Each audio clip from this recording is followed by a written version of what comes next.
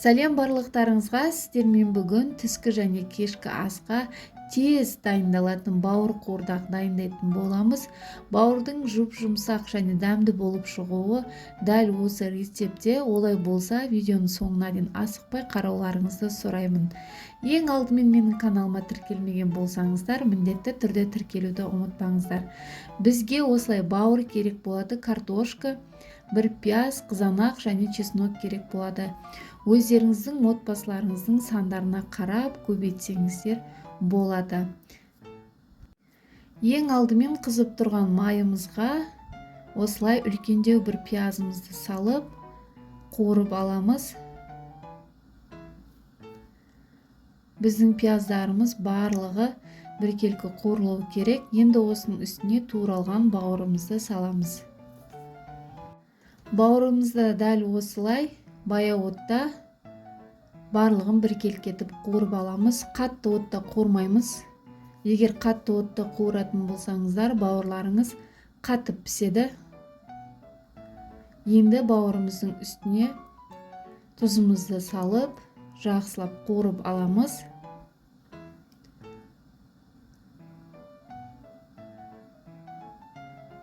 Осылай барлығын жақсылап араластырып, біркелкетіп, қатты қызартпай қуырып аламыз.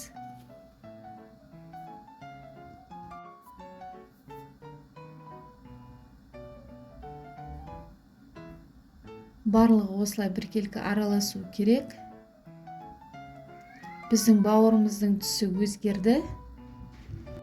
Осылай бауырымызды 1-2 минут түсі өзгергенше қозғап тұрып қуырып алатын боламыз.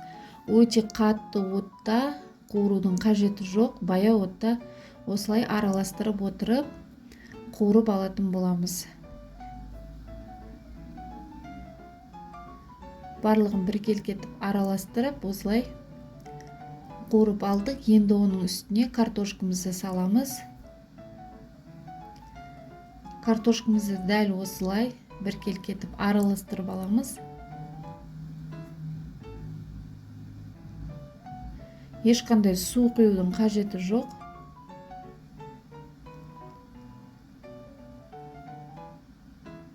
Картошкамызды дәл осылай 1-2 минут қуырып аламыз, одан артық қуырмаймыз. Осылай картошкамыздың үстіне бір сарымсағымызды салып, тағы да 1-2 минут осылай жақсылап араластырып аламыз. Енді оның үстіне үткіштен өткізілген қызанағымызды саламыз. Ешқандай су құймаймыз. Осылай жақсылап бір араластырып, қақпағын жауып, баяу отта 10 минутқа қалдыратын боламыз. Міне біздің тамағымыз дайын. 10 минут уақыт өтті. Енді осылай бір араластырып аламыз. Ешқандай картошкамыз езілмейді. Бауырымыз өте жұмсақ болып піседі. Енді дастарханымызға тартатын боламыз тамағымызды.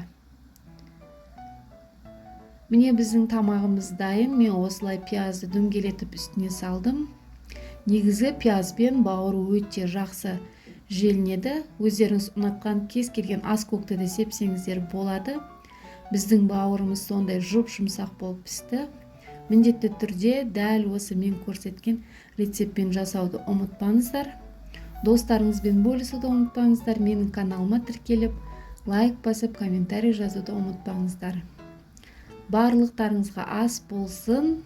Келесі видеоларда кездескенше сау болыңыздар.